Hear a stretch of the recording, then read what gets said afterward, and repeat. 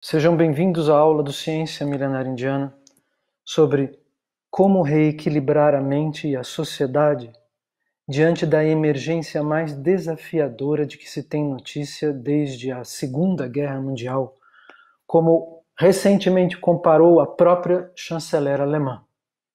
Nessa aula nós vamos falar sobre o vírus corona. Como foi prometido na chamada do nosso evento, nós vamos explicar o significado filosófico dessa pandemia e, no final, trazer soluções práticas e alívio concreto para os que quiserem seguir nossas indicações, é claro. Além de analisar as consequências sociais, econômicas, políticas e existenciais deste estranho fenômeno. As perguntas principais que rondam a nossa mente são: onde iremos parar? Que tipo de mundo viveremos após esta crise? Antes de entrar no assunto, eu gostaria de dizer algo bastante otimista e factual. Você está ouvindo essa aula? Isso significa que você não vai morrer agora. Fique tranquilo. Escute até o fim. Nós vamos montar um quebra-cabeça juntos. Precisamos, porém, de alguns flashbacks históricos para deixar claro que eventos epocais como esse que estamos atravessando não permitem que as coisas retrocedam, que as coisas voltem a ser como eram antes.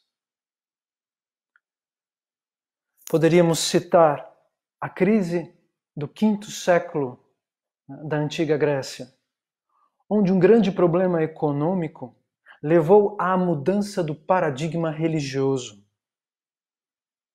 Depois dessa crise, tudo mudou para os gregos. Ou da famosa peste da época de Giovanni Boccaccio na Europa, no século XV, que levou o homem a deixar de lado a providência onipotente da Idade Média e o conduziu a aceitar o Renascimento, onde os artistas eram glorificados praticamente no lugar de Deus. Nós estamos citando tudo isso para a gente se lembrar que, historicamente, existe uma relação verificável nos manuais de história da civilização. Não é? Historicamente, há uma relação direta entre grandes crises e grandes mudanças sociais. Nós poderíamos também falar de 1961, um ano emblemático, quando o Muro de Berlim começou a ser construído. Não vamos ter tempo de analisar a Guerra Fria nesta aula, mas esse é um ano muito curioso, pois está muito conectado com o momento atual. No Brasil, foi o ano da renúncia do Jânio, que levou o país em pouco tempo à ditadura militar.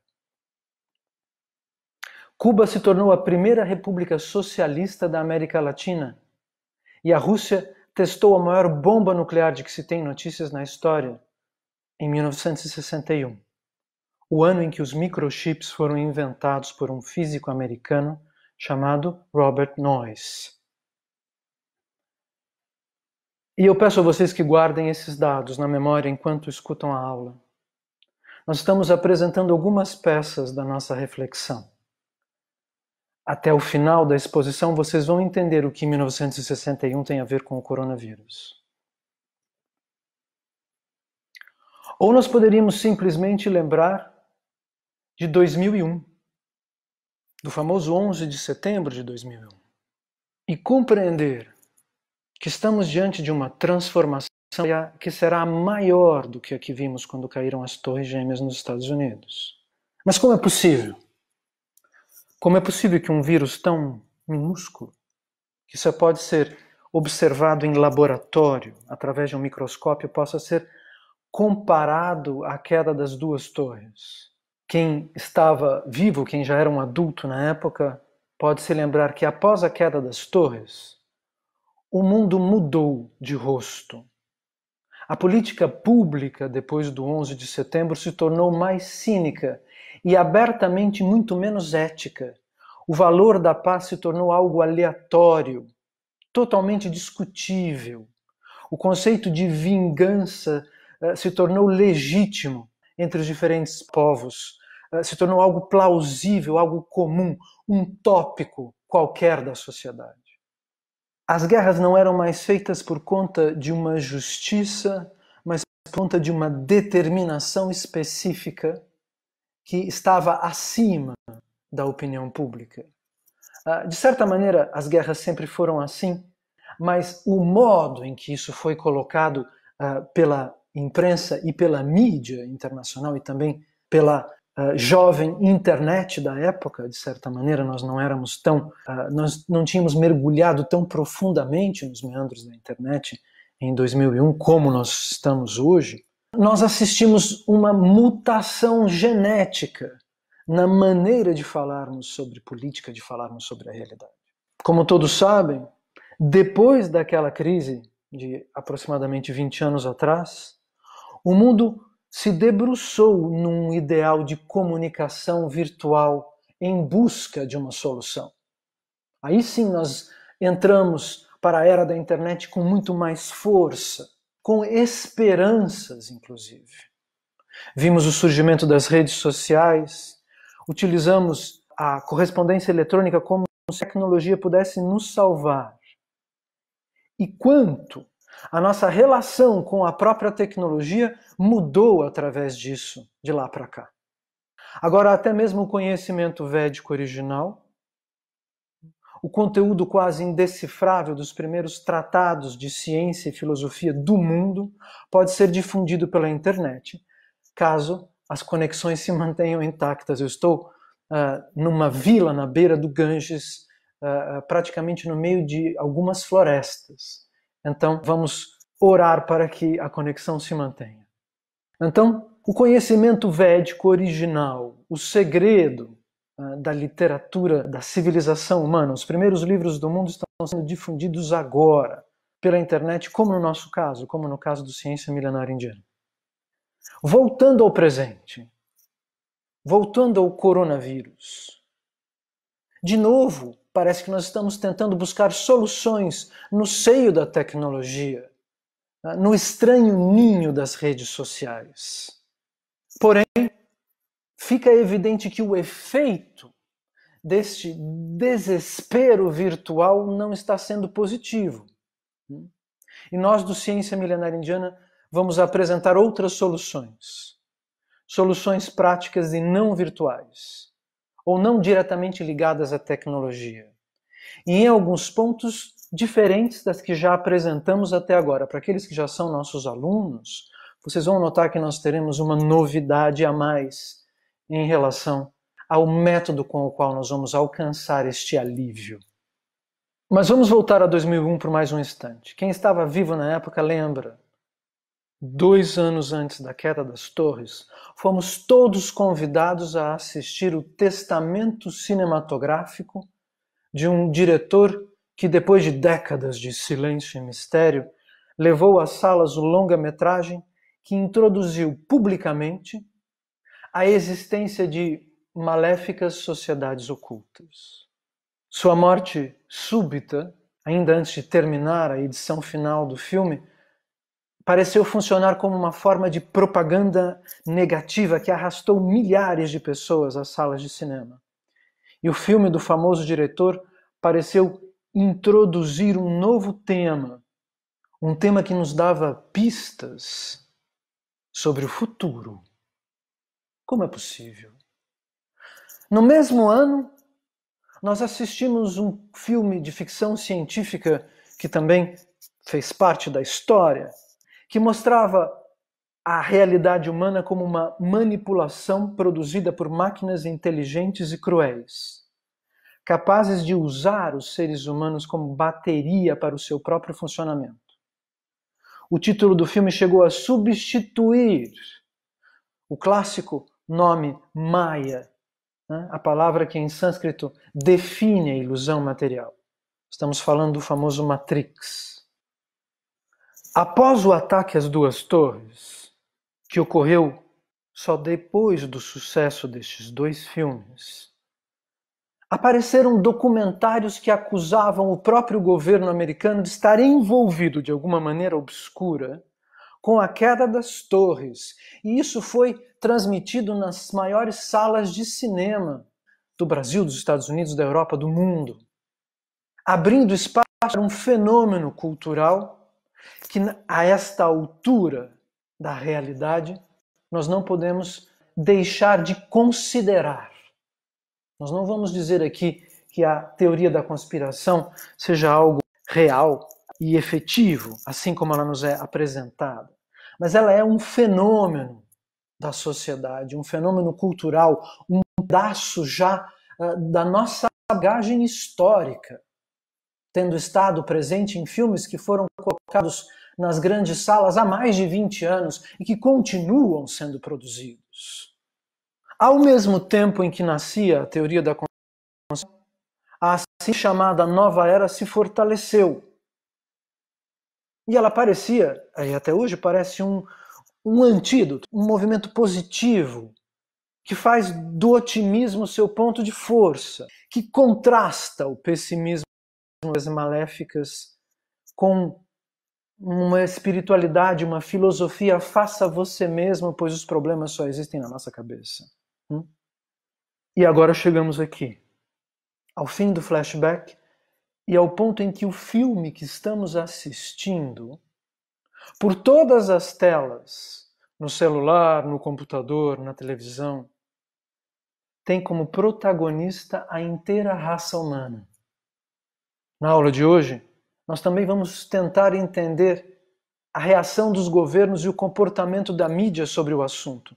Nosso objetivo, apesar de algum momento menos suave, vai ser justamente enxergar com clareza para poder superar a atmosfera angustiante que está se espalhando, equilibrando tanto nossa saúde quanto nossa percepção mental, como nós já anunciamos.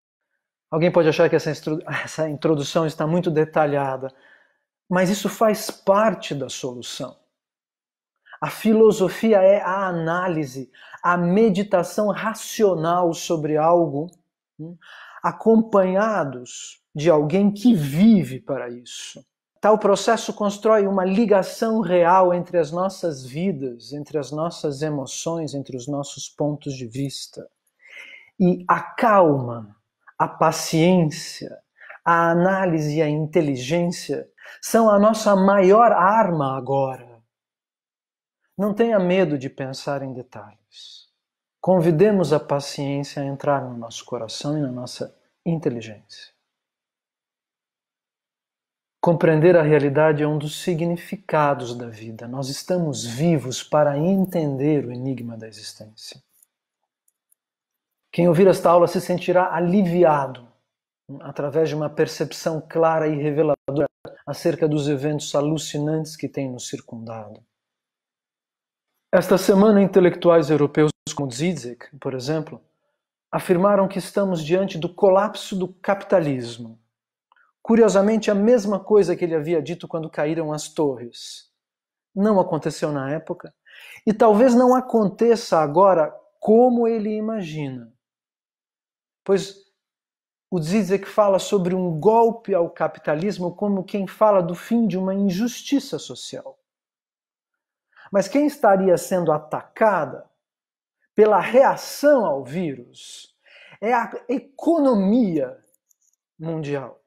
E não a injustiça ligada à má distribuição da renda. Portanto, não tem significado a afirmação de que a reação ao coronavírus ataque o capitalismo, pois a ideologia não vai ser tocada. Quem vai receber o golpe é a economia em si. Eu não estou nem defendendo nem atacando o capitalismo, muito menos afirmando que a quarentena seja boa ou ruim. Um filósofo não toma partido. Um filósofo expõe o fato e corrige a ética com a qual a sociedade responde ao fato. Essa é a nossa função.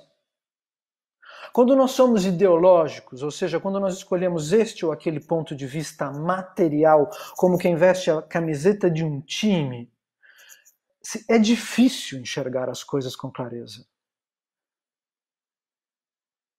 O importante é sairmos desta ilusão e não voltarmos a analisá-la. Eu estou me permitindo citar algumas questões específicas, como o nome deste ou daquele intelectual, para que vocês entendam que o meu raciocínio não está baseado numa opinião ou em fatos aleatórios ou em algum tipo de especulação. Muito bem. Nós estamos dizendo que quando nós somos ideológicos, ou seja, quando nós vestimos uma ideia como se ela fosse a nossa personalidade, nós servimos esta ideia material, não uma ideia filosófica, uma ideia transcendente, mas uma ideia material. Nós somos impedidos de enxergar o que realmente está acontecendo. Nós vamos ver o que desejamos ver, o que o time quer que a gente enxergue. E isso é um grande erro. E é assim que muitos intelectuais estão querendo ver o coronavírus, fazendo-o encaixar nas suas ideias pré-concebidas. Ou seja, a turma de vermelho contra a turma de azul, como tem acontecido há alguns séculos ou milênios. E é exatamente este um dos jogos que possibilitam a maior manipulação da sociedade, como vocês podem entender assistindo às nossas aulas. Então, quando a classe intelectual trata a economia como um conceito metafísico, estamos diante de uma grave falha, uma falha ética no coração de quem se coloca na posição de um intelectual, que em seu achismo e sua ideologia ajuda a empurrar as coisas em direção à desordem, porque não é a injustiça social que está recebendo um golpe. Quem está sendo golpeado é a produção dos bens que sustentam a vida no planeta Terra. Isso fique claro. Uma vez uma amiga, fazendo uma pequena parêntese, me disse que se a gente não escolhe um time, nós estamos sendo escolhidos pelo time que está ganhando, mas na verdade ambos os times fazem parte do jogo. A alternativa é só aparente. Se há algo óbvio que estes filmes, teorias conspiratórias revelaram e que o estudo da economia, o profundo estudo da economia comprova, é que há um governo único ligado ao poder econômico, que controla duas diferentes secretarias. A que é usada para obter tais resultados e a outra que é usada para obter outros resultados.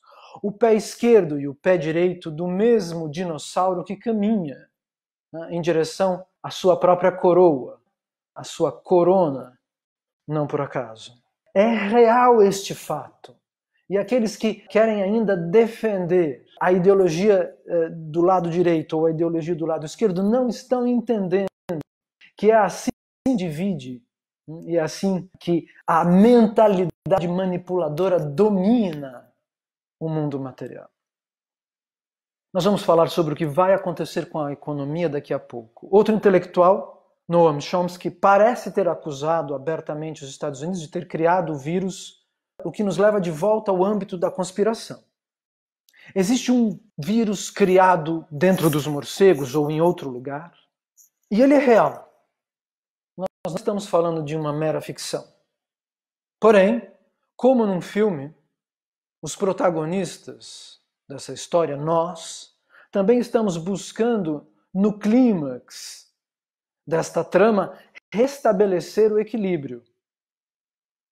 Mas para isso a gente precisa entender, dentro dessa metáfora cinematográfica, quem está escrevendo o roteiro do que estamos vivendo e quem está produzindo os efeitos especiais e quem é mero.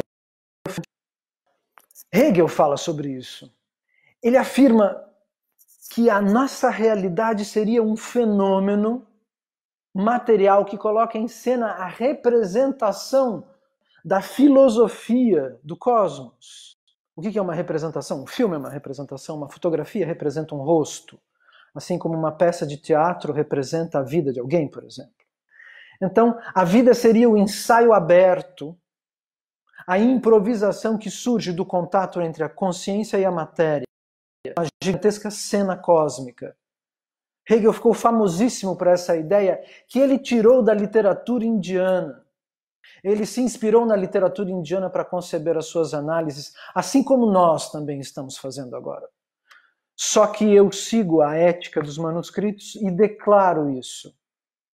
Tudo que nós estamos enxergando vem dos manuscritos originais, dos grandes sábios da Índia transcendental, não da Índia miserável, pós-manipulação imperialista. E mais uma vez eu não estou dando a razão a este ou aquele, eu estou descrevendo fatos. Há quem fale hoje em dia de fim de mundo. Hoje de manhã eu li que alguém do Facebook estava com tanto medo que estava sentindo febre. Esse é o vírus da mente descontrolada. Quais dados nós podemos analisar para compreender o que acontece? Quando analisamos um acontecimento, quando nós queremos prever as implicações de um acontecimento, nós temos dois parâmetros principais. As alternativas, digamos assim, boas, diante de uma solução rápida. O que aconteceria se nós encontrássemos uma solução imediata amanhã? Ou as alternativas negativas, diante de um problema que se estende por mais tempo. Qual seria a pior das hipóteses? Então, nós já dissemos isso, no melhor dos casos, a cura é encontrada amanhã e tudo se resolve rapidamente. Esta é o que eu gostaria que acontecesse. Não haveria necessidade para mais palavras. Caso isso não aconteça, nossa mente tem que estar pronta para agir da melhor maneira possível em qualquer tipo de eventualidade. É assim que se prepara para a realidade uma pessoa capaz de pensar. Ela vai, como num jogo de xadrez, calcular. Se eu movo esta peça para cá, estas são as consequências. Se as peças são movidas de outra maneira, as consequências são outras. Quais são as melhores? O que eu devo fazer caso isso aconteça ou caso aquilo aconteça? Imaginar que tudo será maravilhoso só porque nós desejamos não se encaixa com a realidade assim como ela tem sido há milhares de anos. Não existe esse otimismo cego que a nova era gostaria de aplicar nas nossas realidades. Infelizmente. Seria muito bom se nós pudéssemos simplesmente desejar coisas positivas e que elas se manifestassem imediatamente. Mas não é mesmo? Foi isso que você viveu até o último segundo antes de começar esta aula? Você viveu uma relação na qual você desejava coisas positivas e imediatamente elas aconteciam só porque você as queria. Ponto de interrogação. Então, o melhor dos casos é esse. Tudo se resolve amanhã. No pior dos casos, nós estaríamos abrindo uma parada cardíaca no sistema econômico mundial. Uma parada cardíaca não significa necessariamente morte súbita. Então vamos oscilar aqui o parâmetro desse pior dos casos.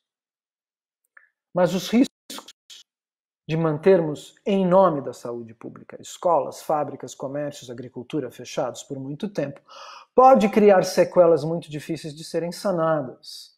Não precisamos de gênios da matemática ou da ciência, nem da filosofia para compreender isso.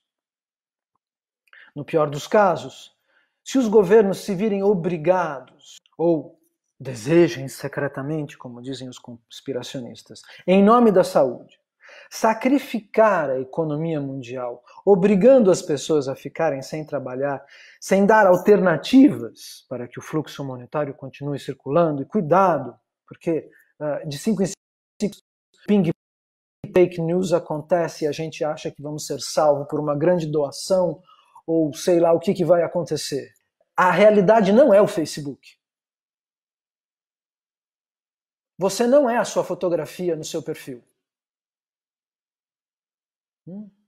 Se o governo sacrificar a economia mundial, obrigando as pessoas a ficarem sem trabalhar, sem nos dar alternativa para que o fluxo monetário continue circulando, nós estaríamos diante de um ataque. Eu não estou dizendo que isso está acontecendo, eu estou dizendo, caso isso esteja acontecendo, nós estaríamos diante de um ataque quase irracional à civilização humana.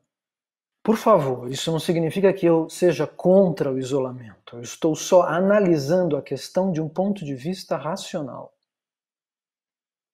Seguindo a lógica, nós estaríamos diante de um médico, numa metáfora, que para salvar o sistema circulatório decide sacrificar o sistema digestivo do mesmo organismo. Se isso acontecer, do ponto de vista material, nós teremos grandes obstáculos. E o que são estes obstáculos? As pessoas ficam desesperadas. Oh, meu Deus, a economia pode parar. Se continuarmos dessa maneira por muitos meses, é possível, não é? O que é que isso representa? Em palavras claras, estes obstáculos são momentos de desconforto. Então, é possível que enfrentemos momentos de desconforto mais ou menos fortes em relação ao tamanho do dano que a economia pode sofrer. Alguém de vocês nunca passou por desconforto? Se já passou, sabe que pelo menos o desconforto não mata. Então, devemos ter a esperança, a certeza de que o dano econômico, por pior que seja, criará desordem, problemas, mas nós os enfrentaremos vivos. E um dos propósitos desta aula, um dos propósitos do estudo do Bhagavad Gita que nós fazemos gratuitamente, está no nosso canal do YouTube, é exatamente esse: nos capacitar a viver qualquer situação controlando a emoção interior. Esse é o verdadeiro alívio. Se alguém me perguntar, é claro que eu preferiria que nada disso estivesse acontecendo. Principalmente uma parada cardíaca econômica na realidade mundial.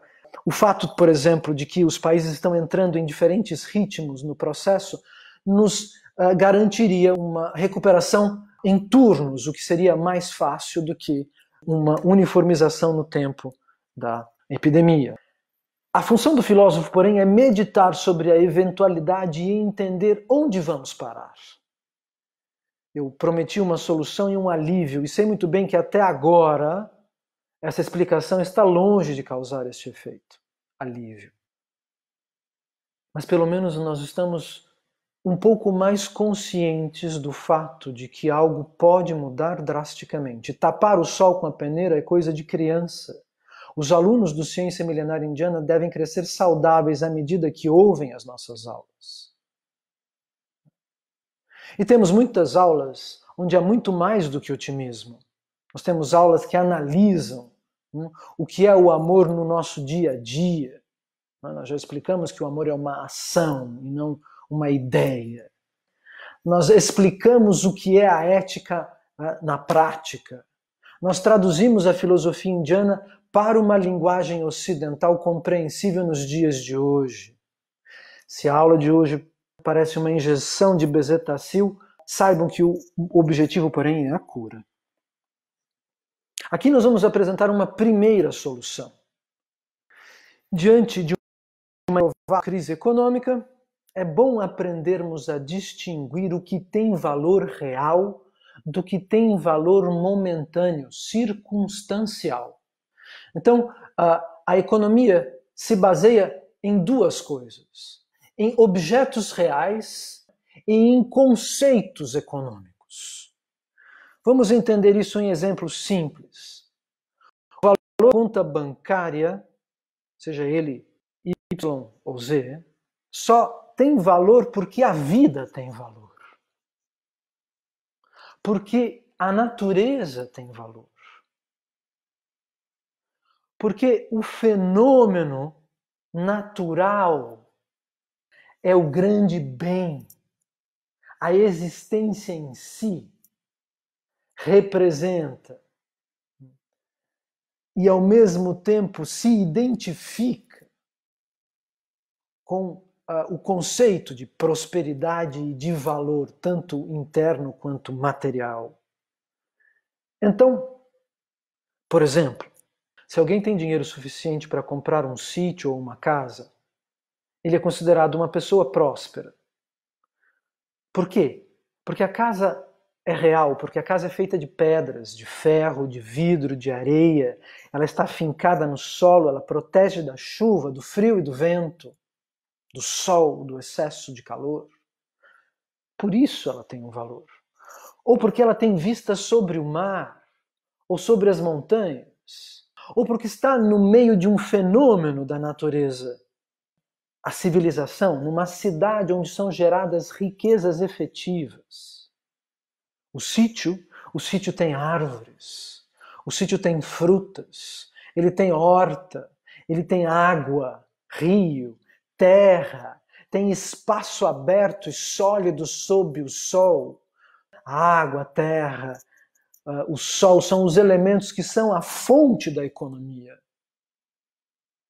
Tudo isso tem valor real e não pode ser comparado com o papel ou com o número virtual que só tem valor se, e somente se, dá acesso ao sítio, dá acesso à casa, dá acesso à fruta, dá acesso à roupa. O dinheiro em papel depende de um conceito, de um acordo entre os humanos. Ele é muito diferente, por exemplo, das moedas em metal, pois o valor da moeda em metal é aquele, é factual.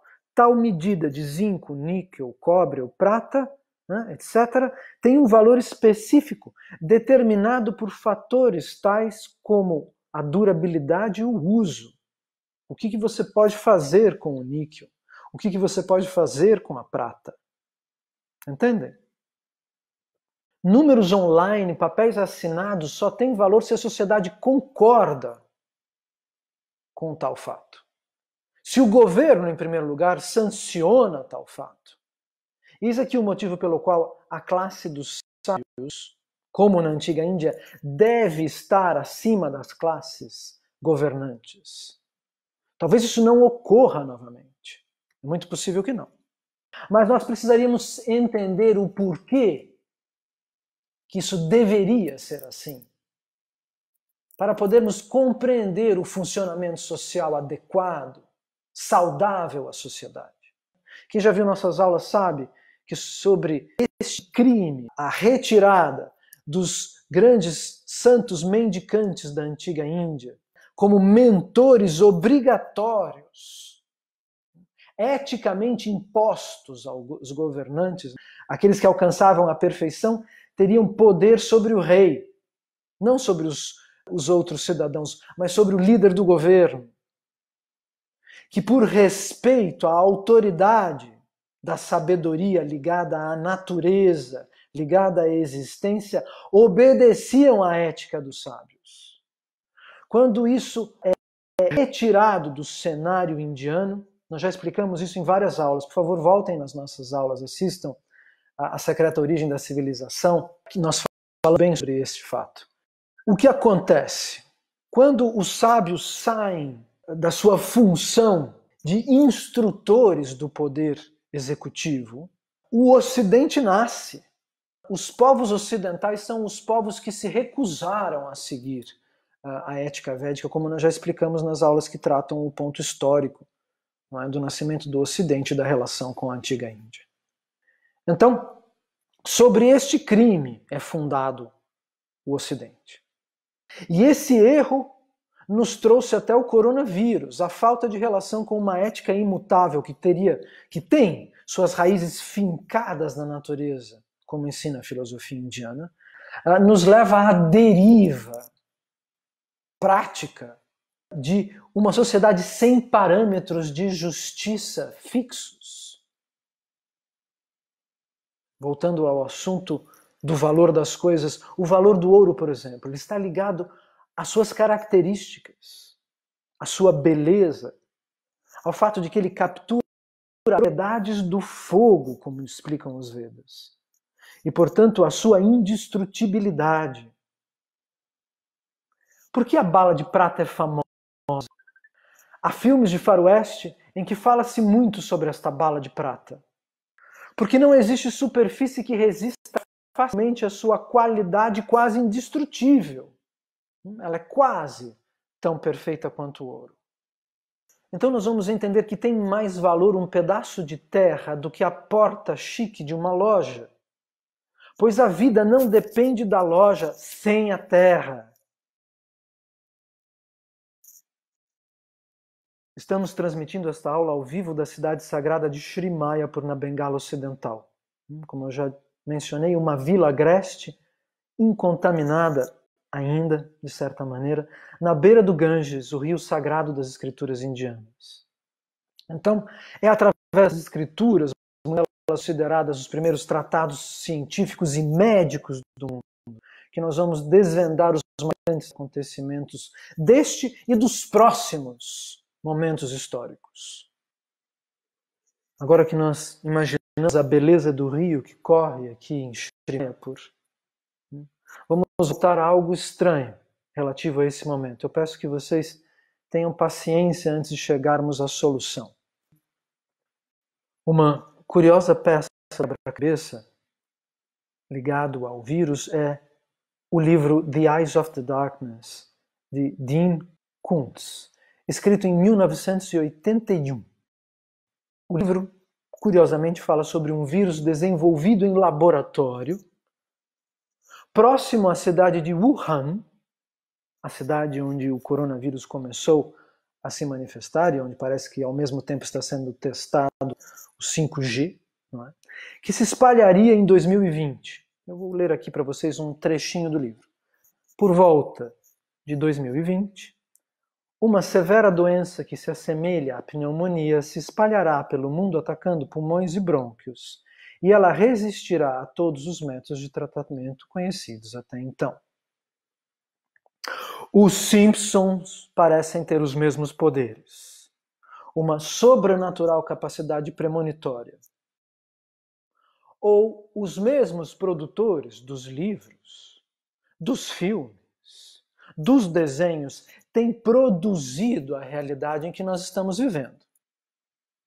Ou o Bart é um oráculo, ou há um desenho comum por trás do que nós estamos assistindo, uma agenda. Isso traz de volta às teorias da conspiração. Algo que eu descobri estudando os Vedas é que existe um pouco de verdade em todo canto. Isso as pessoas sabem até. O grande problema é que ela está misturada à invenção e à especulação, ao achismo e ao comodismo deste ou daquele grupo.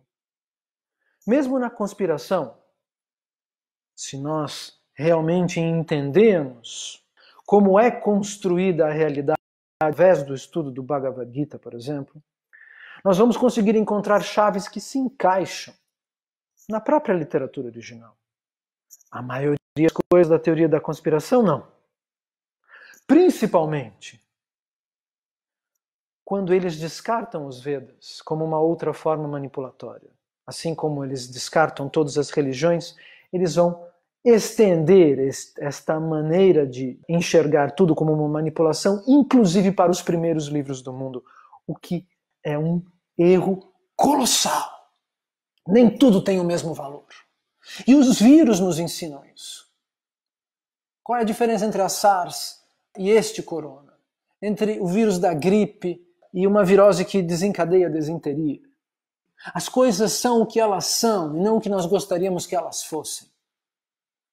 Isso é muito importante. Sem isso não há filosofia, sem isso não há compreensão, sem isso não há cura e nem paz, e nem equilíbrio interno. Eu posso dizer para vocês, eu estou extremamente tranquilo. Não estou ansioso, não estou agitado. Muito pelo contrário. E posso dizer para vocês que aqui na Índia isso é realmente um pouco mais fácil. Mas eu noto que as pessoas que estão morando aqui estão tão desesperadas quanto as pessoas que estão aí. Portanto, não é uma questão geográfica, mas uma questão de aplicação do conhecimento original, como nós tentamos passar para vocês, principalmente nas aulas sobre o Gita.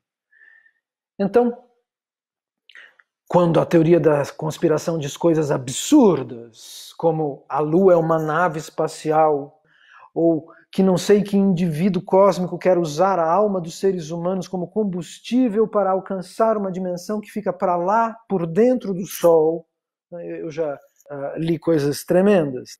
É óbvio que está cheio de imperfeição. A teoria da conspiração ela está mergulhada na ilusão porque as suas conclusões, principalmente, são equivocadas. Não adianta você entender que existe um governo único e que esse governo, por trás de uma cena midiática, teatral, cinematográfica, realmente te segura as rédeas do que está acontecendo. Se você não entende que este governo nasceu em oposição à civilização indiana, à civilização védica, que este governo é fruto da batalha de Kurukshetra descrita no Mahabharata e no Bhagavad Gita, e que o conhecimento védico está sendo escondido por eles e utilizado para a manipulação planetária.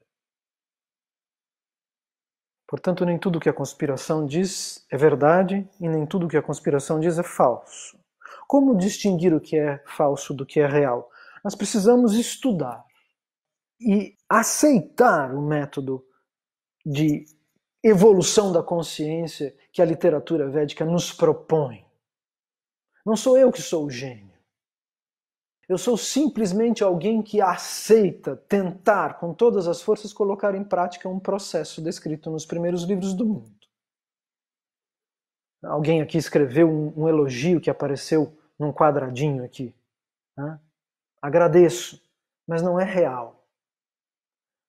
Porque não me interessa a minha personalidade. O que me interessa é servir tanto a vocês quanto a esta literatura impressionante, que alinha tudo e corrige tudo e nos explica o que é falso e o que é real. Esse é o método que eu encontrei. Como muitos de vocês já sabem, o conteúdo desses primeiros livros, acompanhado de um processo de purificação que nós explicamos milhares de vezes, o Ekadasi, o canto do Mahamantra, não é? A alimentação, o yoga, e junto com isso tudo, uma correção interna da própria ética, do próprio comportamento no dia a dia, porque senão não há mudança, não há crescimento espiritual. Não adianta dizer eu estou vibrando positivamente, porque vibrar significa agir. E agindo da mesma maneira, e vibra produzindo os mesmos resultados, ou ninguém percebeu isso. Muito bem, os primeiros livros do mundo são a fonte da literatura, a forma concreta de um pensamento elevadíssimo e original. E eu peço que vocês tentem entender isso com a emoção mais pura que conseguirem produzir agora. Não com a lógica simplificadora e automática que meramente repete. Os Vedas são os primeiros livros do mundo. O que significa isso dentro da história da vida?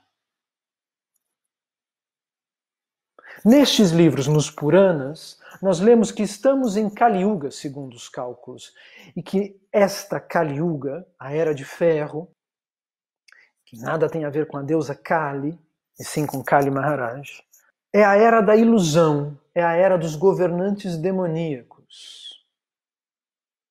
O Srimad Bhagavatam diz, literalmente, governantes demoníacos que nada sabem sobre as responsabilidades governamentais da civilização irão usurpar o governo, guerrear entre si, permitindo, porém, aos buscadores sinceros, os devotos do infinito, Krishna Bhaktas, a oportunidade de desvendar o enigma da existência para sair da ilusão material, alcançando o infinito. Portanto, Kali Yuga e no seu caldeirão, agora o novo ingrediente do coronavírus, fazem parte de um projeto muito maior, de um convite a entendermos que a realidade material é um quebra-cabeças impossível de solucionar e que a resposta é interna. Nós já explicamos como essa resposta funciona nas aulas que estão à disposição de vocês. Voltando para a Era de Kali, voltando para a manipulação das massas, tem gente que se recusa a acreditar, pois não pode calcular que existem pessoas mais cruéis do que elas mesmas. Mas, infelizmente, elas existem, assim como existem pessoas mais bondosas do que nós. O que é uma personalidade demoníaca? Nós já falamos várias vezes sobre isso. Agora, um simples, um sociopata, por exemplo. Alguém capaz de destruir a vida alheia para obter o que deseja. Essa seria a definição mais simples que cabe de maneira perfeita na aula de hoje. Infelizmente, segundo a própria psicologia ocidental, os âmbitos religiosos e os âmbitos políticos atraem um maior número de personalidades ligadas a este cluster A, do DSM, das patologias comportamentais. E às vezes os alunos dizem, não fale assim, pois eu fico com medo. Ninguém tem que ter medo da realidade, ela está acontecendo desde que a gente nasceu.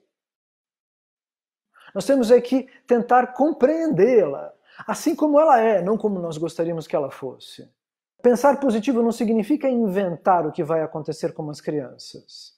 Nós não devemos confundir fé com ingenuidade. E lembrem-se, a única coisa que devemos ter medo é do nosso próprio karma.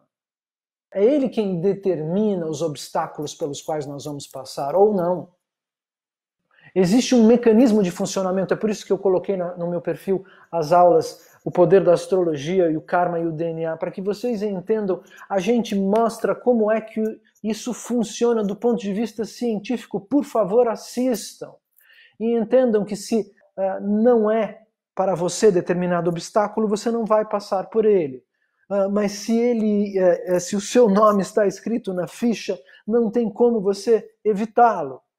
O que a gente pode fazer, porém, como nós já explicamos em aulas passadas, é reagir da melhor maneira possível, tanto diante da felicidade quanto diante da aflição. Esse é o superamento, essa é a transcendência, dentre outras coisas. Esse é um primeiro passo fundamental. Então vamos analisar este ponto de vista estranho da conspiração, que se encaixa com o comportamento, com as resoluções que nós estamos vendo em ato. Se o vírus que existe, não estou negando a sua existência, estamos fazendo aqui uma hipótese, fosse uma desculpa, ou melhor, uma boa ocasião, se o estardalhaço servir-se para justificar uma espécie de prisão domiciliar de uma população que não pode viver sem trabalhar. E essa é uma condição explicada no Bhagavad Gita claramente. Ninguém pode viver sem agir. Se estão usando a saúde dos idosos para manipular a população, as estatísticas, vou repetir, dizem de poder a psicopatas, e a natureza do sociopata, do psicopata, é justamente essa, manipular qualquer coisa, qualquer carta que você oferece para ele. Qualquer frase que você pronuncie na frente do psicopata, ele vai virá-la contra você. Eles têm uma habilidade inconsciente até. Eles não estão, às vezes, calculando isso, simplesmente jorra esta ação do seu nível de inconsciência e infelicidade. Tais personagens existem, eles são parte do karma que nós vamos atravessar. Quem sabe em quantas vidas nós já interpretamos personagens assim, e quem sabe se nós já estamos totalmente livres do desejo de manipular o próximo, do desejo de usurpar o poder. Nós temos que, em primeiro lugar, nos colocar a nós mesmos sentados no banco dos réus, mas enxergando o quadro do ponto de vista dos conspiracionistas, pessoas que fariam o que quer que fosse necessário para chegar onde desejam. E que fique claro o que é este desejo, o poder. E o que é poder? Os Vedas são muito claros a respeito. O poder é o controle da realidade material. Nesse sentido fica clara a palavra demoníaco. É demoníaco aquele que quer ser como Deus, aquele que quer agir como se fosse o dono do universo. Aquele que quer impor o que é a religião, o que é a raça humana, o que é a realidade. Uma das coisas que apareceram nesses últimos dias foi a famosa frase do Duque de Edimburgo, de agosto de 1988. Né? Parece que eu não fui testemunha, mas isso é bastante conhecido. Se pudesse reencarnar, eu gostaria de voltar à Terra como um vírus letal para reduzir a população. Em agosto de 1988, o Duque de Edimburgo é o esposo de Sua Majestade a Rainha da Inglaterra. Parece algo ligado, inclusive, às fábulas do Rei Arthur, não é? Aos desenhos no qual o mago Merlin, para vencer a esperta bruxa, se transforma num vírus e paralisa a ação da Madame Mim, que havia se transformado num gigantesco dragão. Curioso, o dragão e o vírus. Então, sabemos que é um vírus, sabemos que precisamos nos curar e nos proteger, mas também há um terrorismo ligado à cultura do fake news, que está levando as pessoas ao delírio, à ansiedade e até à febre. Ninguém pode negar que há um abuso da comunicação, que está enfraquecendo a população, justamente atacando o seu sistema imunológico através do estresse. Os astrólogos védicos dizem que, explicam que Rahu, um dos nodos lunares, um planeta invisível e pouco conhecido dos ocidentais, está ocupando a constelação de Gêmeos desde março de 2019. E que Gêmeos representa justamente meios de comunicação, os meios mais rápidos de comunicação, jornais, televisão, internet. E que ele é o planeta do engano, do truque, do sensacionalismo. Em outras aulas nós explicamos como é que os planetas interagem por conta das suas composições químicas com a composição química do corpo, com os chakras, com as glândulas e com os hormônios produzindo comportamento. Por favor, assistam o Poder da Astrologia. Uma aula que deveria ter se chamado A Ciência da Astrologia. Então, segundo o nosso astrólogo de confiança, o astrólogo do Ciência Milenária Indiana, este é um período no qual existe uma grande abertura para a histeria coletiva por conta de informações exageradas, por conta de uma manipulação e de um alarmismo ligado ao karma coletivo. Há um momento, a radiação eletromagnética de um corpo celeste específico que comunica, não é? Os Vedas explicam o universo como uma entidade moral. Aqui está, por exemplo, uma das chaves dessa peça de teatro que nós temos que enxergar sendo vivida, não é? Tanto na teoria do Hegel quanto nos originais védicos, como uma encenação entre o espírito e a matéria. A conexão com os corpos celestes é química, é eletromagnética. Então, todos os dias morrem, por exemplo, 4.500 pessoas de tuberculose no mundo. 20% de quem é contagiado de tuberculose morre, e não se fala nisso. Nós temos os dados da dengue no Brasil pulando toda hora na internet, mas ninguém está preocupado. Não é à toa que o tema fake news se tornou bastante ativo recentemente. Ele é uma das armas políticas que envolvem a criação e a propagação de notícias falsas. Então, fica claro que as redes sociais fazem parte da maneira como nós somos empurrados, ora a sair na rua, ora a cantar esta música, ora a ir para este filme, ora a comer este produto ou a comprar aquela camiseta. Segundo o nosso astrólogo, o período de pico do problema, isso interessa a todos, será nas próximas 6 semanas. Marte vai entrar em Capricórnio junto com Saturno e Júpiter. E isso vai durar 1 mês e meio. Ou seja, nós ainda veremos situações complexas, principalmente nas próximas 6 semanas. Eu pediria que os incrédulos assistissem às nossas aulas, vou repetir isso, sobre astrologia, para entender como é que funciona esse mecanismo. Assim como os filmes de Hollywood trazem temas do futuro, a fake news foi crescendo e deu oportunidade para este tipo de caos midiático.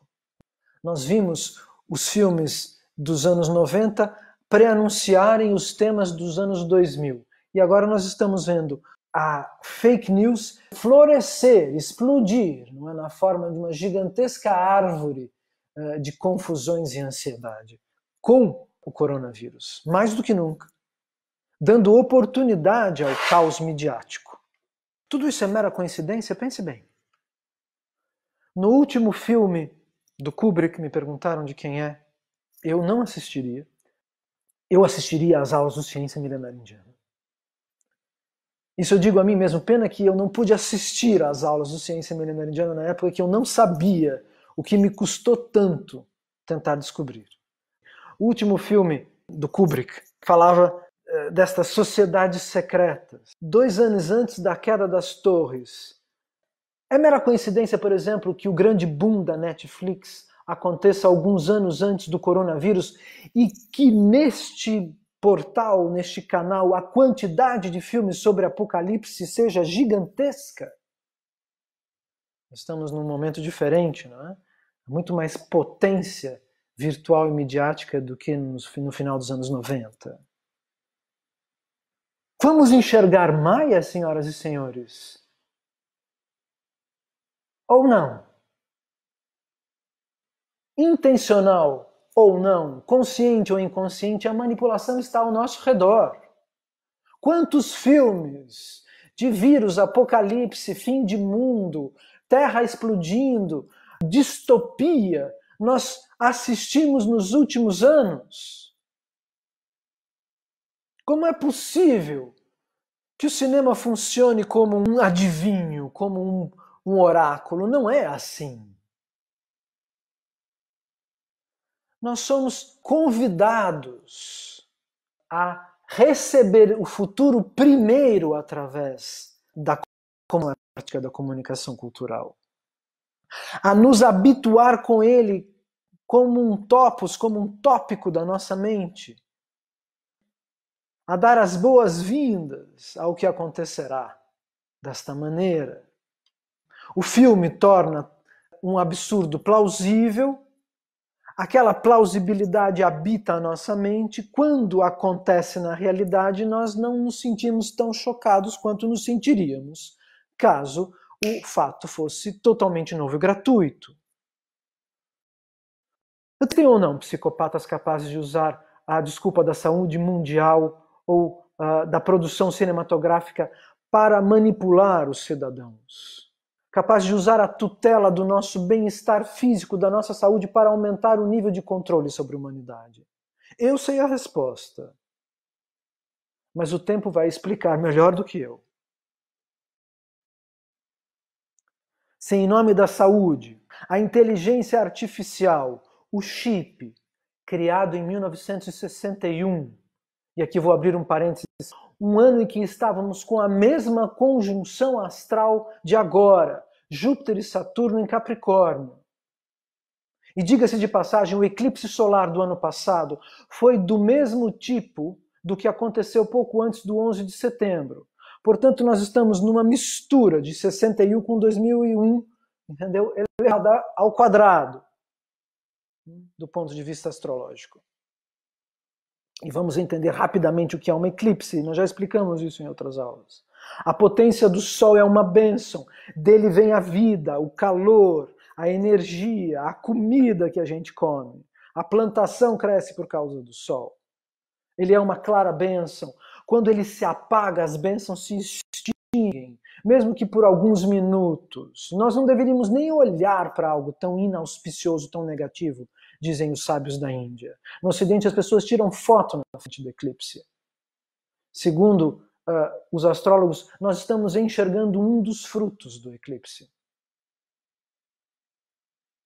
O Sol é aquele que nos traz o conhecimento da visão. Quando a visão, o conhecimento se apagam, o que acontece?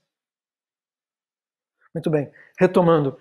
Em nome da saúde, se a inteligência artificial, o chip, criado em 1961, for usado para nos controlar ainda mais, nós estaremos de novo caindo nas mãos da tecnologia. Mas a tecnologia não é boa. As pessoas dizem para mim, me escrevem, mas você disse que nós estamos na era da ilusão, mas tem tanta tecnologia. Vamos entender o que a tecnologia é do ponto de vista filosófico, não do ponto de vista prático. É muito gostoso apertar botão e fazer milhões de coisas acontecerem, que anos atrás precisariam de trabalho árduo. Krishna é quem explica isso para Arjuna.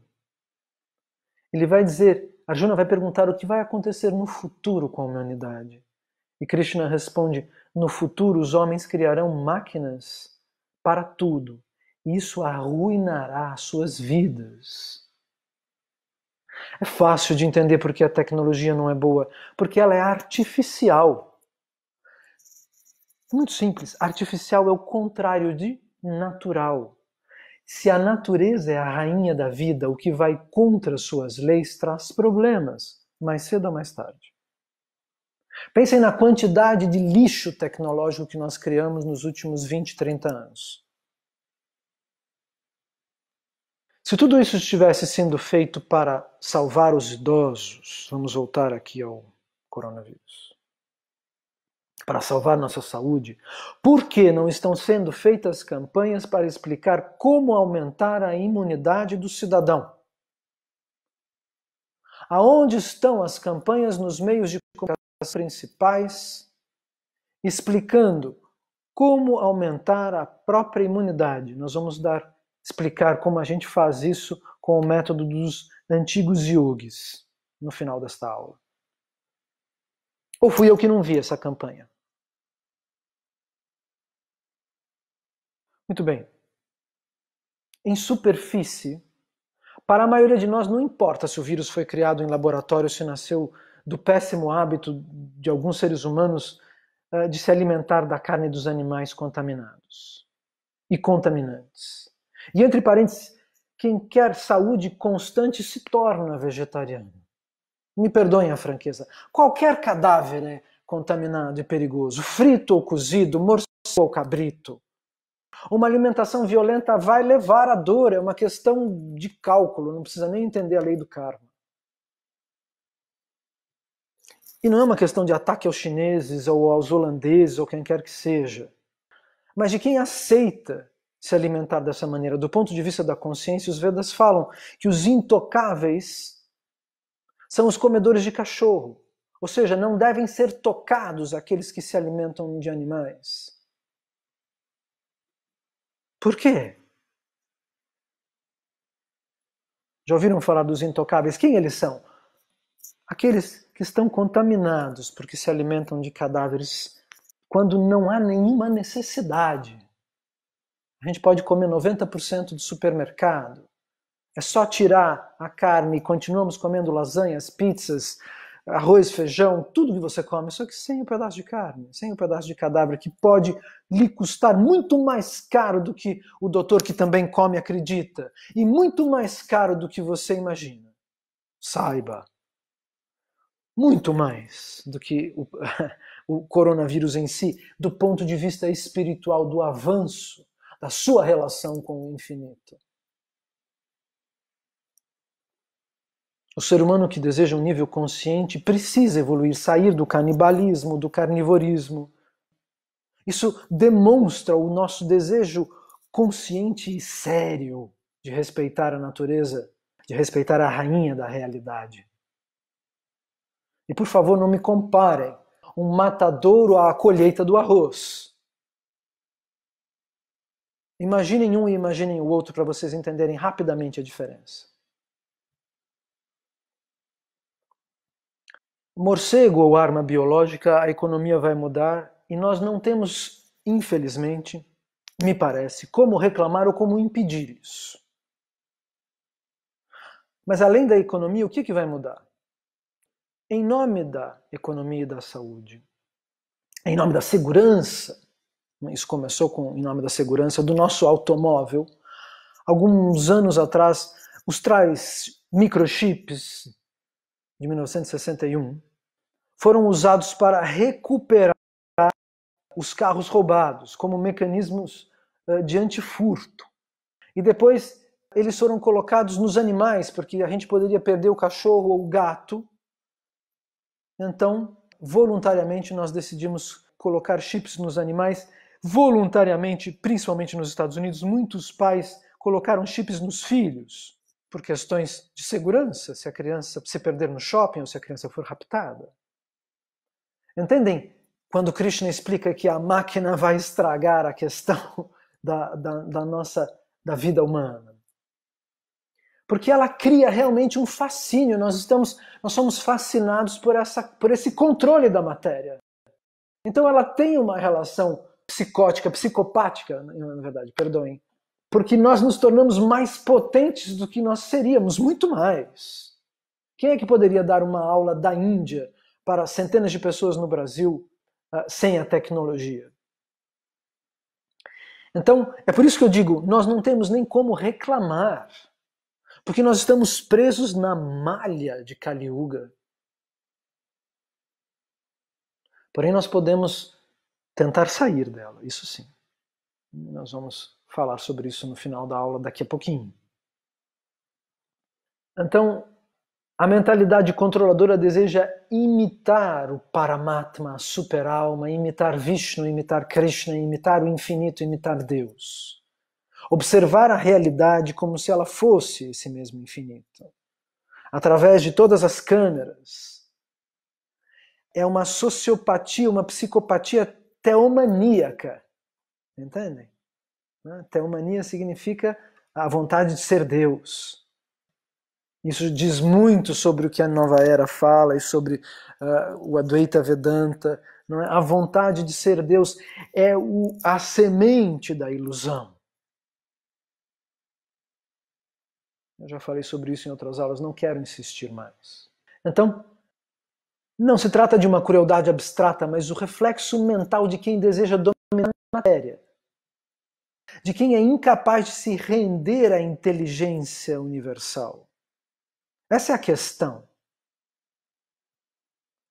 Nós estamos aqui desejando o quê? Dominar este momento. Nós, se pudéssemos, apertaríamos todos os botões tecnológicos para deletar o coronavírus.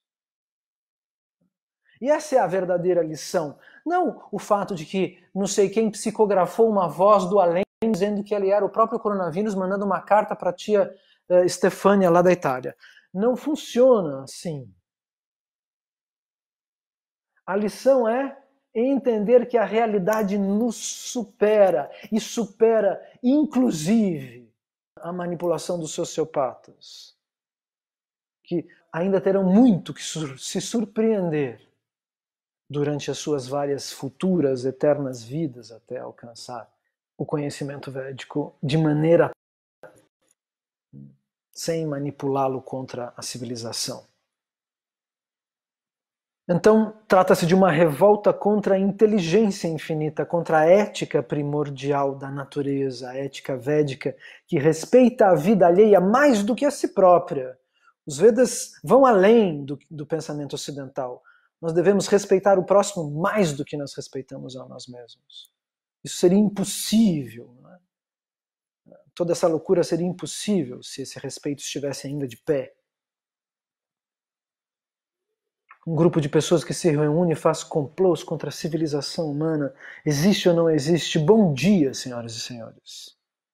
Se há pessoas que comem animais porque se acham no direito de fazer isso e que não acreditam que alguém tem que devorá-las por sua vez, as pessoas manipulam os bichos, chupam seu sangue e ficam indignadas com o pensamento que tem alguém em cima delas querendo fazer a mesma coisa com elas mesmas. Isso sim é inacreditável. Existe ou não existe a lei do karma? A riqueza acaba sendo somente um emblema, um símbolo de uma incapacidade de aceitar as experiências da vida. Né? Assim, a ilusão existe como uma força que está por trás e por dentro dos homens também. Ela é o inconsciente, e não no sentido freudiano, mas no sentido existencial, indiano do termo. Ela é o que o homem ignora em sua relação com o infinito, em sua relação com Deus, com Krishna, como o chamam o primeiro livro do mundo, os primeiros livros do mundo. Esse é o nome da inteligência absoluta, a personificação da eternidade, do eu do infinito. E isso acontece toda hora, da mesma maneira, por exemplo, que uma pessoa pesquisa sobre os manuscritos indianos, ela vai achar o nosso canal. E no nosso canal nós dizemos os livros indianos são os primeiros, as fontes de todas as ciências. Mas depois ela lê uma frase num artigo qualquer, num manual qualquer, num jornal qualquer, que desmente isso. Quando essa pessoa aceita essa frase e fecha a sua busca em relação aos Vedas, ela está expressando a sua incapacidade de ir além, de entrar no âmbito da filosofia pura. Portanto, as escolhas, as ações destes tais seres demoníacos dizem respeito à mente, àquilo que eles aceitam ou negam. Entendem? Essa pessoa, por exemplo, ela está tão absorta nas picuinhas do dia a dia que ela não pode fazer esse salto. Assim como os seres de mentalidade psicopática ou demoníaca não podem pular para dentro do abandono, da rendição, da humildade. Eles vão negar a humildade, eles vão afirmar que eles são iguais a Deus. Portanto, o mundo se torna um brinquedo.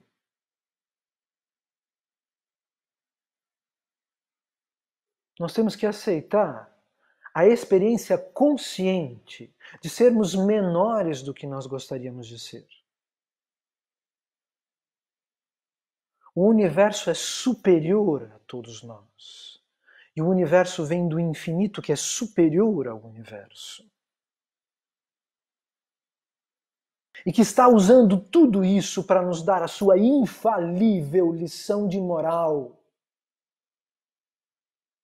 Nós temos infinitas vidas, e estar descontente com este presidente ou com aquele, ou morrer assim ou morrer assado, nesta ou naquela vida, agora ou daqui a 40 anos, não muda nada para esta justiça inexorável e infalível que se transmite através de civilizações e não só de reencarnações.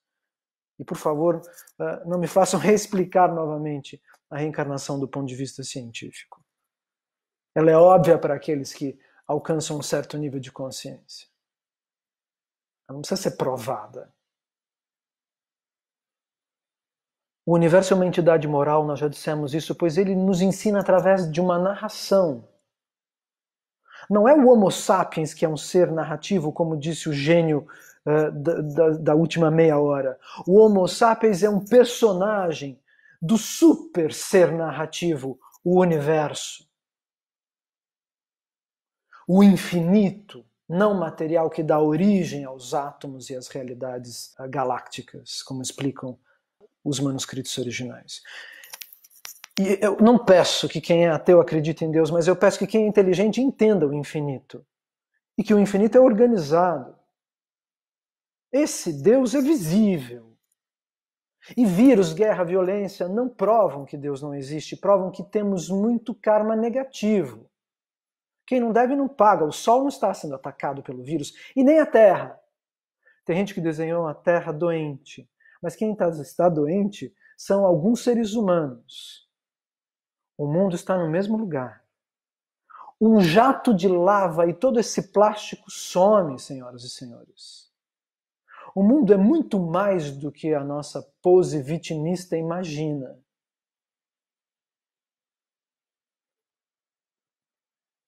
O infinito existe e somos nós que temos que alcançar a sua justiça e não ele a nossa. E quem virá para nos salvar? Antes do Superman, que não passa de um personagem dessa mesma gigantesca ficção. A tecnologia digital, a inteligência artificial está vindo para nos resgatar dos nossos terríveis problemas de saúde. E o verdadeiro problema, obviamente, não é ela se voltar contra nós como nos filmes dos anos 90, mas ela ser usada contra nós.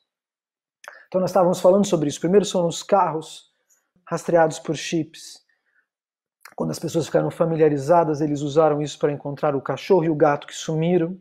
E depois foram as crianças, que foram rastreadas por chips por escolha dos próprios pais. Só que provavelmente nós não vamos ter a escolha de dizer eu não quero. Por quê? Porque parece que tudo vai depender disso. Dinheiro, empregos, viagens, aceitação social, recorde médico, né? A memória das suas vacinações, todos os nossos dados vão estar no chip. E não é uma questão de colocar ou não para dentro do corpo, já está acontecendo. Nos Estados Unidos, uma pessoa andando no supermercado vê numa tela que fica na prateleira do produto, na prateleira ali do supermercado, o produto que ela mais gosta, e ela ali recebe com um cupom para levar 2 com desconto. Como? Porque o reconhecimento facial está ligado e ele está conectado digitalmente ao banco, não é? O nosso banco digital do telefone celular reconhece o nosso rosto. Isso está ligado no chip do cartão, que tem a memória de tudo que você já comprou na vida. Já está acontecendo. Só que de maneira consciente. Assim como a internet era antes do 11 de setembro. Agora a inteligência artificial vai abrir as portas, além, né, do problema econômico, nós vamos ter como solução uma segunda forma de Maia. A realidade virtual, a realidade aumentada, né, augmented reality. Então, o vírus vai criar uma oportunidade para que isso se torne obrigatório, porque você não pode não se vacinar, porque você vai arriscar a vida de todo mundo. E literalmente, não existe essa escolha. A teoria da conspiração está criando um grupo de pessoas que vão se negar a isso. Para quê? É claro que eu não estou de acordo com isso, mas se não vai ter escolha, assim como nós não tivemos escolha ao entender que o passaporte contém um microchip. Os nossos passaportes contêm um microchip. Onde está o seu passaporte? Os satélites ou as antenas sabem. O passaporte do fulano está ali. Isso vai fazer parte. Não achem que eu acho. Mas como é que nós vamos interagir com a sociedade se a sociedade vai se transformar nisso? O mais louco é que isso vai ser divertido também. Porque você vai poder estar conversando com alguém na forma de um holograma na sala da pessoa, enxergando a sala da pessoa como se estivesse ao seu. Nós vamos ser sugados para dentro de um segundo nível de ilusão. Já a realidade material é uma ilusão, não é? Nós já explicamos isso em outras aulas, fica muito complicado abrir esse tema agora. Não é? Mas nós vamos entrar numa submaia, e não por acaso. Virtuais tem um chamado Maia, literalmente, o nome do programa é Maia. Nós vamos entrar num subcompartimento virtual da ilusão. Então nós vamos estar mais profundamente cobertos por ilusões. Entendem o que é um holograma? Muitas pessoas fazem meditações, veem isso, veem aquilo, elas estão vendo hologramas astrais que estão produzidos pela mente. Nós já explicamos o que é a mente na aula O Universo Consciente. Então, senhoras e senhores, quer vocês queiram ver ou não, a manipulação é tão grande, mas tão grande, que ela se encaixa no que nós chamamos de realidade. Essa Maia também é a cultura egoísta em que vivemos como um todo, principalmente no Ocidente. Por isso nós falamos de um filme. Os filmes são divididos por gêneros. E nós estamos entrando no gênero mais comentado dos últimos anos, a ficção científica. Achar que de tanto assistir filmes nós estamos entrando para dentro deles, mas na verdade não é assim. Parece que a intenção é fazer o filme entrar para dentro do nosso corpo. Eu vou confessar, sim, eu estou me sentindo muito bem porque eu tenho feito a minha prática espiritual todos os dias de maneira bastante focada aqui na Índia, né? Graças a Srila Gurudeva, graças a Krishna. Quando eu entendi que eu ia ficar aqui na Índia talvez por tempo indeterminado, quando as pessoas começaram a explodir ansiosamente ao meu redor, eu também senti inquietude. Meu coração também bateu com medo. Mas eu me lembrei do que eu mesmo tento ensinar para as pessoas, o Bhagavad Gita. É necessário servir e controlar esses sentidos, e agora vai vir a parte boa da aula. Alguém me escreveu em privado, e se alguém morre? Então vamos responder isso antes de dar os bons conselhos. A Gurudeva dizia algo maravilhoso, ele dizia que quando você viaja em um trem, a gente às vezes se diverte muito com os passageiros do trem. Mas quando uma determinada estação chega, alguns dos passageiros podem se levantar e descer. E ele perguntava, esses passageiros choram? E ele dizia, não. Eles sabem que tem que sair, mesmo gostando da nossa companhia. E nós também sabemos que devemos, em algum momento ou num outro. Qual é a tristeza ou o medo disso? Não deve haver medo no coração daquele que entende que a consciência é eterna, que nós estamos atravessando atmosferas, realidades, civilizações, tentando nos aproximar do centro do infinito através de um processo de crescimento ético que se manifesta através de ações. Com ou sem inteligência artificial, com ou sem coronavírus. Todos os bons conselhos. Agradeço o resultado até aqui. Bezetacil acabou. Eu vou pedir para vocês postarem nos comentários desse vídeo tudo que diz respeito à imunidade aqui nos comentários, principalmente os métodos mais naturais. E agora eu vou ensinar para vocês como é que a gente faz para obter este alívio. Obviamente o alívio não passe de com que o coronavírus desapareça da nossa realidade. O alívio é algo interior, que vai ser explicado passo a passo numa próxima aula, mas que vai ser enunciado aqui. A sugestão para o cotidiano daqueles que estão em quarentena, ou daqueles que pretendem ter uma vida equilibrada, profunda, é o mesmo. Então, os grandes sábios nos sugerem que acordemos de manhã e tomemos imediatamente banho, obviamente sem abrir a internet. Porque a nossa obrigação cotidiana não é se informar sobre as loucuras de Kali Yuga e da ilusão material, mas nos relacionarmos com o infinito, com os valores existenciais da natureza, da vida. Quando acordamos de manhã, tomamos banho sem ver a internet.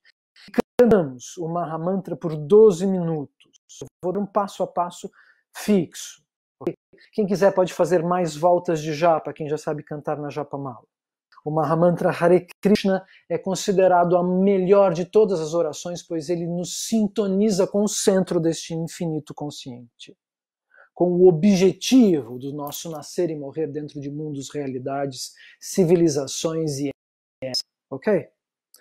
Então, nós já explicamos o canto dos santos nomes do Mahamantra em aulas como o Poder do Mantra, que vocês podem encontrar na internet.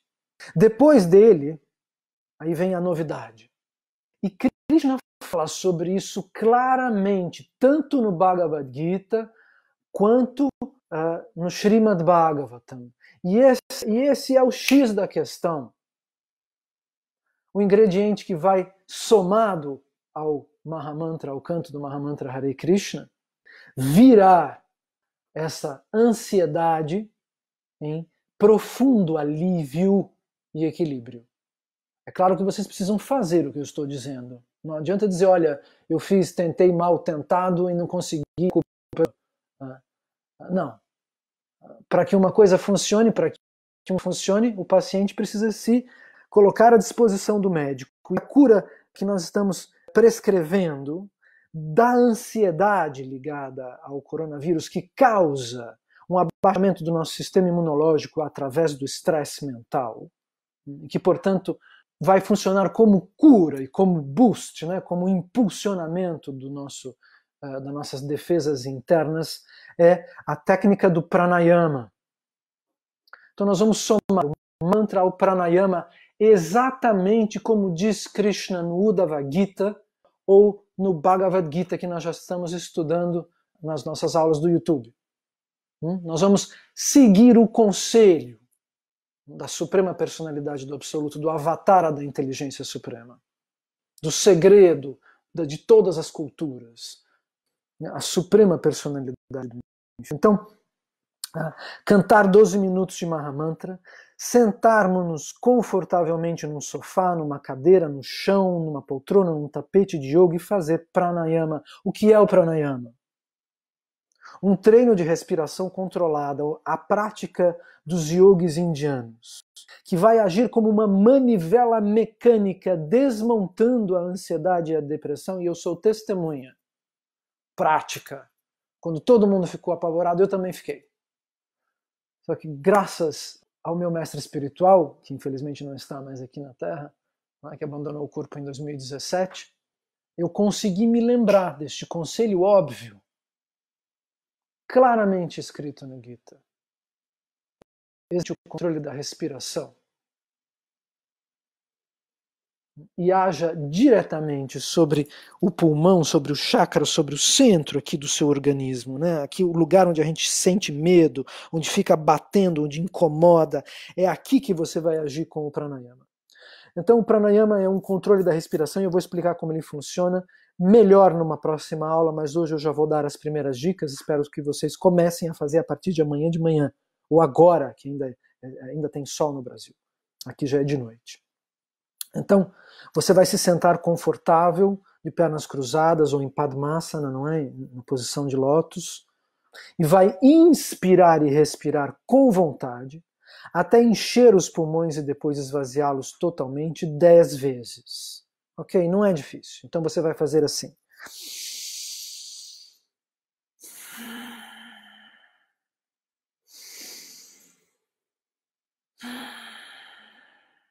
Inspira, expira, sentado confortavelmente, coluna ereta, olhos fechados.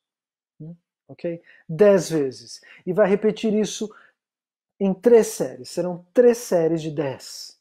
Ok? Este é o primeiro exercício. Ah, eu tenho preguiça, não quero fazer. Talvez, eu me pergunto por que é que você não tem preguiça de sentir tanta ansiedade. Eu prefiro um pequeno esforço respiratório que vai abrir os seus canais de energia interna e vai focalizar a sua energia na sua própria vida, que está acontecendo agora. Você está escutando essa aula, você está vivo. Happy birthday! Seja bem-vindo! Felicidades! Estamos a bordo da nossa oportunidade de entender a existência. Muito bem. O segundo pranayama chama-se o Bhastrika, é muito famoso. Você vai só expirar. Sequencialmente, você vai fazer força com a barriga para dentro, expulsando o ar para fora. Ok? É muito fácil, sentado na mesma posição. Então, primeiro você vai fazer 10 séries inspirando e expirando profundamente, com vontade. Você vai fazer uma pausa, depois você vai repetir isso 3 vezes. E nós vamos passar para este outro que é só expiração. Como é possível que a gente só expire? Porque o nariz e o pulmão vão capturar ar novamente, automaticamente. Você só vai ser consciente e agir para a expiração. Como se alguém estivesse empurrando o seu estômago. Quando este impulso acaba, o ar entra de novo rapidamente pelo nariz e você quase não percebe. Então, você vai fazer isso 20 vezes. Anote, por favor. Pegue caneta e papel. Eu já teria anotado a aula do começo até o fim. Eu venho aqui na Índia para assistir aulas e eu as anoto do começo ao fim. Né? Porque depois escapa da nossa mente e a gente perde a oportunidade de memorizar, e a memória é o que nos salva. A memória é o que nos leva à consciência. Quem sabe em outra aula nós falemos sobre isso. Muito bem. Então, a cada série você faz uma pausa. Então você faz 10 inspirações e expirações e pausa de olhos fechados. E você vai se concentrar no bem-estar. Acontece imediatamente. Uma espécie de bem-estar interno se você faz com foco e esforço. Se você faz com preguiça, não funciona. Então, você vai se concentrar a cada pausa, entre uma série e outra, no bem-estar interno. Dá vontade até de sorrir, porque você está alimentando profundamente as células. Este Bhastrika Pranayama, que é só expiração,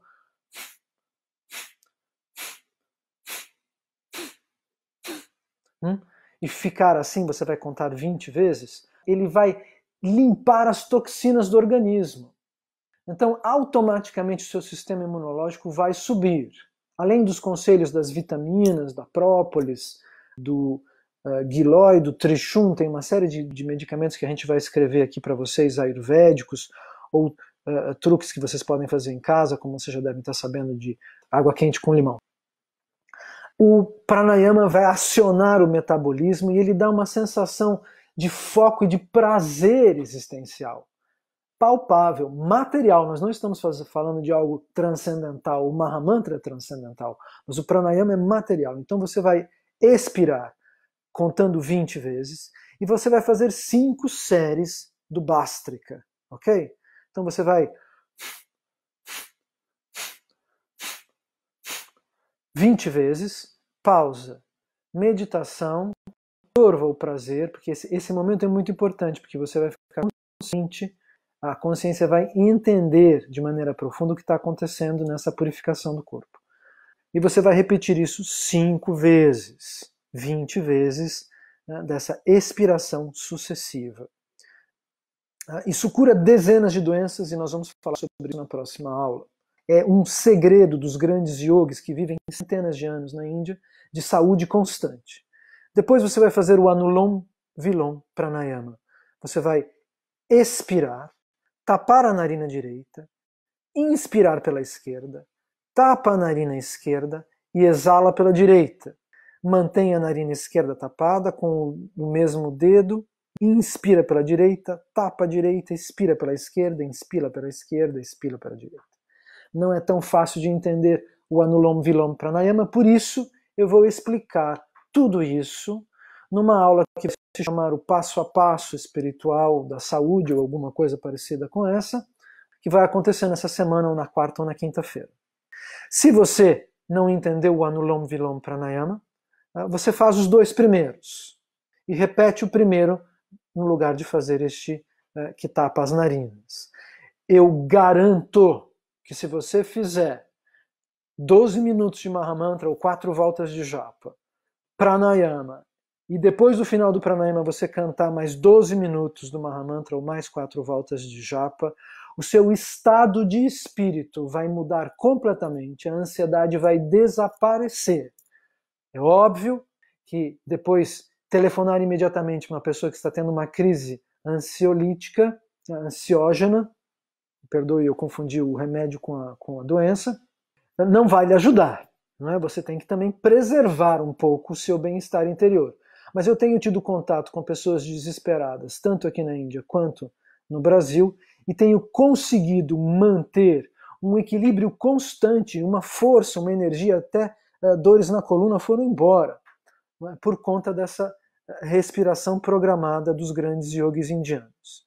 Então, vou repetir 2 minutos de Mahamantra, 3 exercícios de pranayama e mais 12 minutos de Mahamantra para começar. As pessoas dizem a gente precisa vibrar, não é? Vamos vibrar positivamente. Como é que a gente vibra positivamente? Com mantras, com o Mahamantra, que é Maha. Maha significa maior, vocês já sabem disso, não? Ele é o maior de todos os mantras, ele contém a potência de todas as orações. Fica claro que nós precisamos de terminar, eu só vou dizer isso. Mas por quê? As palavras estão desorganizadas no nosso dicionário em ordem alfabética, mas uma ordem emocional para elas. As nossas qualidades se expressam através de palavras. E o medo causa ansiedade. A ansiedade causa o estresse, que causa a baixa imunidade, como nós já explicamos. Então, a fé, tanto laica quanto espiritual, é o antídoto para a ansiedade. Pois a nossa capacidade de acreditar em algo real, numa solução real, é o que nos dá foco. O foco nos dá concentração, não é? Eles são a mesma coisa, na verdade. O foco e a concentração. A concentração vai nos dar a força, e a força dissolve o medo e a ansiedade. Esse tipo de fé é necessária para qualquer um. Não fé dogmática e abstrata em personagens impostos pelo mesmo sistema que nos impõe este ou outros obstáculos, mais ou menos terríveis, como o vírus. Mas uma fé científica baseada na experiência do alívio que vocês vão experimentar a partir de hoje. Façam isso 2 vezes por dia, quando acordar e antes que o sol se ponha. Vocês vão entender este alívio e entender que fé, na verdade, é agir eticamente, mesmo em circunstâncias desfavoráveis. Então, é isso que eu tenho a dizer para vocês. Como vocês sabem, eu entrei na piscina de cada uma das filosofias possíveis e imagináveis propostas pelo homem, com a mesma categoria lógica e analítica que eu tenho enfrentado e tentado decodificar de maneira rendida ao conhecimento védico, e nenhuma delas sobreviveu à análise prática, a não ser o yoga, a não ser a filosofia original indiana, a não ser o pranayama, não é? Esse exercício respiratório. Nem a filosofia indiana comercial e nem as secundárias, as que surgiram depois da queda do Império Védico, podem se comparar ao texto dos primeiros livros do mundo. Isso é um fato que eu condivido com vocês e que eu peço que vocês comprovem através do canto dos santos nomes. Para quem não sabe, o Mahamantra é assim: Hare Krishna, Hare Krishna, Krishna Krishna, Hare Hare, Hare Rama, Rama Rama, Hare Hare. Acoplado ao pranayama, vocês vão experimentar o efeito real, a resposta de Krishna e do conhecimento transcendental da antiga Índia milenar, o segredo dos grandes yogis.